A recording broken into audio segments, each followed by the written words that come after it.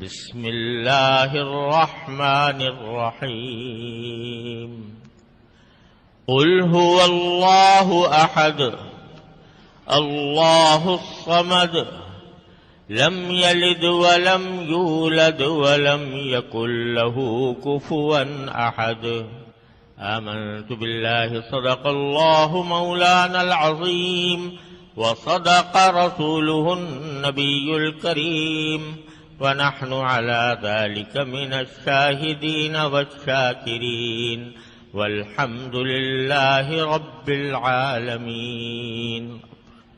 بزرگان محترم اور برادران عزیز، جو سورت میں نے ابھی آپ کے سامنے تلاوت کی ہے یہ سورہ اخلاص کہلاتی ہے، اور سورہ اخلاص اس لیے کہلاتی ہے کہ اخلاص کے معنی ہے کسی چیز کو خالص کرنا۔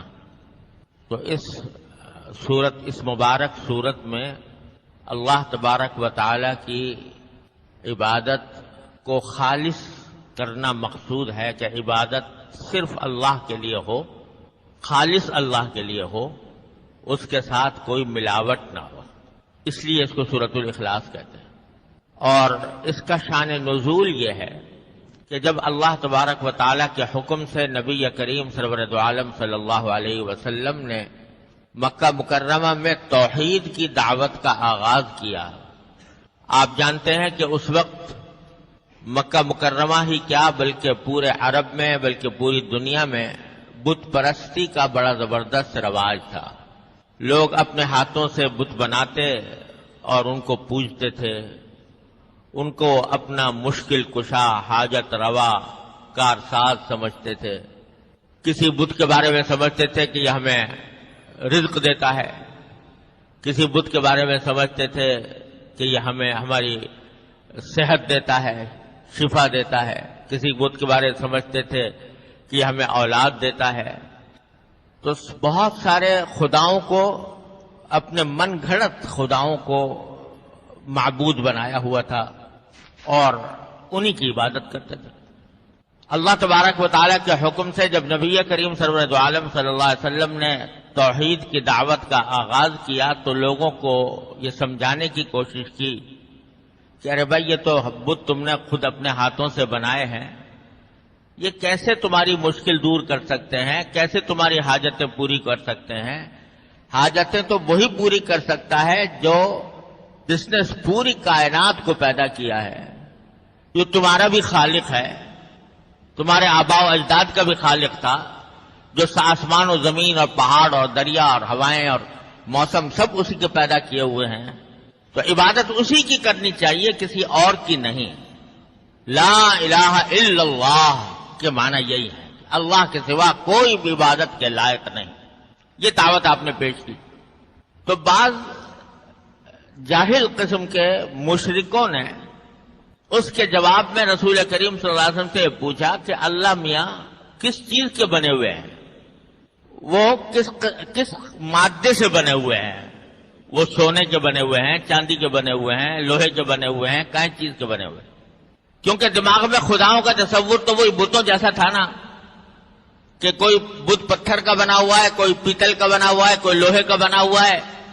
تو اللہ تبارک و تعالیٰ کے بارے میں جب اللہ تعالیٰ نے، جب حضور نے فرمایا کہ اصل تمہارا پیدا کرنے والا تو اللہ تبارک و تعالیٰ ہے اور اس کے سوا کوئی معبود نہیں ہے، تو ان جاہلوں نے یہ سوال کیا کہ وہ اللہ میاں کس چیز کا بنا ہوا ہے؟ اس واسطے کہ یہ بت تو ہمیں نظر آ رہے ہیں آنکھوں سے کہ یہ فلاں فلاں چیز کے بنے ہوئے ہیں، تو ہم ان کی پرستش کرتے ہیں، لیکن جس اللہ کی طرف آپ دعوت دے رہے ہیں وہ کس چیز کا بنا ہوا ہے؟ بعض نے تو یہ سوال کیا جاہلوں نے، اور بعض نے یہ سوال کیا کہ اللہ تبارک و تعالیٰ کا نسب نامہ کیا ہے؟ نسب، شجرہ نسب کیا ہے ان کا، اللہ میاں کا؟ کیونکہ دنیا میں ہم جب کسی انسان کے بارے میں معلومات حاصل کرتے ہیں تو پوچھتے ہیں بھئی تم یہ کس کے بیٹے ہو، تمہارا باپ کون تھا، باپ کون تھا، دادا کون تھا، پردادا، سگڑ دادا، تو اس کا نسب ہمیں معلوم ہوتا ہے۔ تو اللہ میاں کا کیا نسب ہے؟ وہ کس کے بیٹے ہیں اور کس کے پوتے ہیں. تو اس طرح کے فضول جاہلانہ سوالات کیے. حالانکہ ذرا سی بھی عقل ہو تو آدمی سوچ لے کہ اگر اللہ میاں بھی یہ پیتل اور لوہے اور یہ سونے سے بنے ہوئے ہوں تو اس کا مطلب یہ کہ وہ خدا تو نہ ہوئے. خدا تو وہ ہوتا ہے کہ جو کسی چیز سے بنا کا محتاج نہیں ہوتا. سب اس کے محتاج ہوتے ہیں, کوئی اس کا محتاج نہیں ہوتا.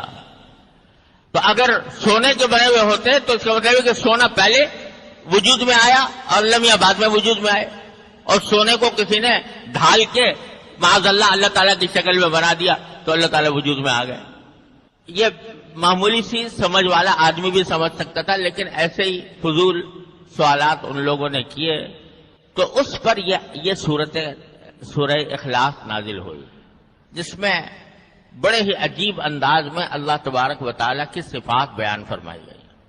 اور سورت ایسی نازل ہوئی کہ ایک حدیث میں آتا ہے کہ نبی کریم سرور عالم صلی اللہ علیہ وسلم نے ایک مرتبہ صحابہ کرام سے فرمایا کہ تم لوگ ذرا سب جمع ہو جاؤ تو میں تمہارے سامنے 1/3 قرآن کی تلاوت کروں گا. 1/3 قرآن کی. تو سارے حضرات جمع ہو گئے تو اس پر نبی کریم صلی اللہ علیہ وسلم نے اس سورہ اخلاص کی تلاوت فرمائی اور فرمایا کہ یہ سورت جو ہے یہ 1/3 قرآن کے برابر ہے. اس لیے اس سے فقہاء کرام نے یہ مستنبط کیا کہ اگر کوئی شخص سورہ اخلاص کی تلاوت کر لے تو اتنا ثواب ہے جتنا 1/3 قرآن کی تلاوت کرنے کا ثواب ہوتا ہے. اور اس کا مطلب یہ ہوا کہ 3 مرتبہ اگر سورہ اخلاص کی تلاوت کر لے تو گویا پورے قرآن کی تلاوت کر لی. اس لیے آپ نے دیکھا ہوگا کہ جب ایصال ثواب کسی کو کیا جاتا ہے, جب آپ نے بھی سنا ہوگا کہ کسی کی قبر پر جا کر اس کو سلام عرض کیا جاتا ہے اور سلام کرنے کے بعد پھر عام طور سے یہ مشورہ دیا جاتا ہے کہ بھئی 3 مرتبہ قل هو اللہ احد پڑھ کے اس کو ثواب پہنچا دو. تو ویسے تو کوئی بھی سورت پڑھ کے ثواب پہنچا دے, سورت بھی نہ پڑھے, ذکر کر لے, کوئی سبحان اللہ کہہ دے اس کا ثواب پہنچا دے, ویسے ہی دعائے مغفرت کر دے, سب کچھ جائز ہے. کوئی خاص طریقہ متعین نہیں ہے شریعت کے اعتبار سے. کسی کی قبر پر جا کر کچھ پڑھنے کا کوئی خاص طریقہ شریعت نے متعین نہیں کیا. یہ ضرور کہا ہے بھائی جب جاؤ تو قبر والے کو سلام کر لو, السلام علیکم ورحمۃ اللہ, لیکن کوئی خاص ذکر پڑھنے کے لیے شریعت نے متعین نہیں کیا. لیکن بزرگوں نے یہ فرمایا کہ بھئی جب کچھ پڑھنا ہو تو بہتر یہ ہے کہ 3 مرتبہ قل هو اللہ احد پڑھ کر اس کا ثواب پہنچا دو, کیونکہ یہ تقریباً ایسا ہو جائے گا جیسے کہ پورا قرآن پڑھ کر ایک قرآن کا ثواب پہنچا دیا. تو اس لیے اس کی یہ فضیلت بھی بیان ہوئی ہے حدیث میں. اور ایک حدیث میں آتا ہے کہ ایک صحابی تھے, وہ بکثرت نماز میں قل هو اللہ احد بہت کثرت سے پڑھا کرتے تھے. تو حضور اقدس صلی اللہ علیہ وسلم سے نے پوچھا کہ بھئی تم بہت کثرت سے قل هو اللہ پڑھتے ہو تو اس کی وجہ کیا ہے؟ تو انہوں نے کہا کہ یا رسول اللہ مجھے اس سورت سے محبت بہت ہے, میں اس سورت سے بہت محبت کرتا ہوں تو اس واسطے پڑھتا ہوں. تو رسول کریم صلی اللہ علیہ وسلم فرمایا حبک ایہا ادخلک الجنہ, جو تم اس سورت سے محبت کرتے ہو تو اس محبت کی وجہ سے اللہ نے تمہیں جنت میں داخل کر دیا. تو اس واسطے اس سورت کی اس لحاظ سے بڑی عظیم فضیلت ہے. اور ایک حدیث میں آتا ہے کہ اگر کوئی شخص یہ سورت قل هو اللہ احد صبح شام پڑھا کرے تو اللہ تعالیٰ اس کے حاجتوں کے لیے کافی ہو جاتا ہے. یہ الفاظ بھی آئے ہیں. اور فرمایا کہ کسی بھی شخص کو رات کو سونے سے پہلے اس وقت تک نہیں سونا چاہیے جب تک کہ قل هو اللہ احد اور قل اعوذ برب الفلق قل اعوذ برب الناس نہ پڑھ لے. 3 سورتیں پڑھ کر سوئے. تو یہ ساری فضیلتیں بھی قرآن اس سورت کی وارد ہوئی ہیں احادیث کے اندر. تو بڑی عظیم سورت ہے مختصر لیکن نہایت جامع. اب ترجمہ اور مطلب سمجھیے. سورت کے پہلی آیت ہے قل هو اللہ احد. قل یہ خطاب ہے نبی کریم سرور دو عالم صلی اللہ علیہ وسلم سے. کہ اے نبی صلی اللہ علیہ وسلم آپ کہہ دیجئے، قل کے معنی کہہ دو، یعنی جو فضول باتیں کر رہے ہیں لوگ، کوئی پوچھتا ہے کہ اللہ میاں کس چیز کا بنا ہوا ہے، کوئی پوچھتا ہے کہ اللہ تعالیٰ کا نسب نامہ کیا ہے، تو ان سب سے کہہ دو کہ هو اللہ احد. بات یہ ہے کہ اللہ تو ایک ہے، اور لفظ استعمال کیا احد. عربی زبان میں واحد بھی کہا جاتا ہے، واحد کے معنی بھی ایک کے ہوتے ہیں، اور احد کے معنی بھی ایک کے ہوتے ہیں، لیکن دونوں میں ایک فرق ہے. ہمارے پاس اردو میں ترجمہ کرنے کے لیے کوئی اور لفظ نہیں ہے، لہذا ہم واحد کا ترجمہ بھی ایک کرتے ہیں اور احد کا ترجمہ بھی ایک کرتے ہیں. لیکن عربی زبان بڑی وسیع زبان ہے، اس میں ہر لفظ کے کہا جاتا ہے کہ عربی زبان میں کوئی لفظ مرادف نہیں ہے، یعنی ایک ہم معنی لفظ کوئی نہیں. ہر لفظ میں کوئی نہ کوئی ایسی بات ہوتی ہے جو دوسرے لفظ میں موجود نہیں. تو احد بھی ترجمہ اگرچہ اس کا بھی ایک کیا جاتا ہے، لیکن دونوں میں فرق یہ ہے کہ جب واحد کہتے ہیں تو واحد کے معنی تو یہ واحد مقابلے میں ہوتا ہے اثنین ثلاثہ کے، یعنی ایک جو مقابلے میں ہے دو کے اور تین کے. تو اگر یہ کہا جائے کہ اللہ واحد ہے تو اس کے معنی یہ ہے کہ خدا دو نہیں ہے، تین نہیں ہے، چار نہیں ہے، پانچ نہیں ہے، ایک ہے. تو وہ ایک معنی میں ہے ایک سے زیادہ کی نفی کرنے کے لیے، ایک سے زیادہ کا احتمال ختم کرنے کے لیے واحد کا لفظ استعمال ہوتا ہے. کہتے ہیں اللہ ایک ہے، کیا معنی؟ واحد ہے اگر کہیں گے تو معنی کیا ہے کہ اللہ میاں دو نہیں ہے، ایک ہی ہے. اور احد کہا جاتا ہے اس چیز کو جس کے اندر کوئی جز نہ ہو، جز ہی کوئی نہ ہو. مثلا ایک چیز ہے جو 10 چیزوں کی بنی ہوئی ہے تو ایک ہی، لیکن 10 چیزیں مل کر وہ ایک چیز بنی ہے. اب یہ کرسی ہے، مثلا یہ کرسی ایک ہے، جب پوچھو گے تو کیا کہیں گے کہ ایک ہے، لیکن یہ واحد تو ہے، احد نہیں ہے. کیوں نہیں ہے؟ اس واسطے کہ یہ بہت ساری چیزیں مل کر بنی ہے. لکڑی، پائے کی لکڑی الگ ہے، ہتھے کی لکڑی الگ ہے، پیچھے پشت کی لکڑی الگ ہے، اس میں وہ بھی لگا ہوا ہے، گدا بھی لگا ہوا ہے، اس میں کیلیں بھی لگی ہوئی ہے. تو یہ ہے تو واحد لیکن احد نہیں ہے، اس واسطے کہ اس کے بہت سارے اجزاء ہیں اور بہت سارے اجزاء سے مل کر یہ ایک کرسی بنی ہے.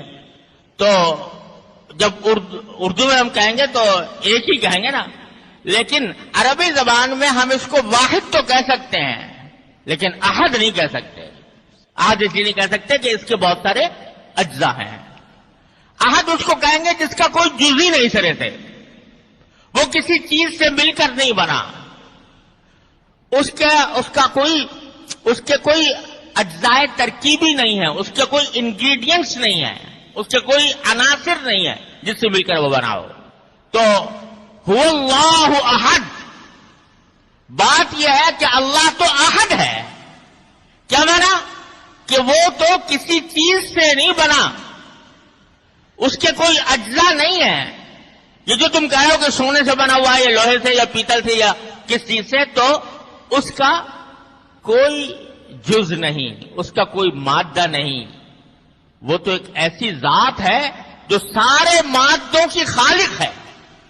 ساری کائنات میں ایک ایک چیز جو پائی جاتی ہے، چھوٹی ہو یا بڑی، وہ اللہ تبارک و تعالیٰ کی پیدا کی ہوئی ہے. لہذا اللہ احد ہے، اس کا کوئی جز نہیں، وہ کسی چیز سے مرکب نہیں. لہذا سوال ہی بیکار ہے کہ سونے سے بنا ہوا ہے یا پیتل سے بنا ہوا ہے یا لوہے سے بنا ہوا ہے، کس چیز سے بنا ہوا ہے. وہ تو احد ہے. احد کیوں ہے؟ اس کے اجزاء کیوں نہیں ہے؟ اس لیے کہ اللہ صمد، اللہ صمد ہے. اب یہ صمد بھی ایسا لفظ ہے کہ اردو میں ترجمہ کرنا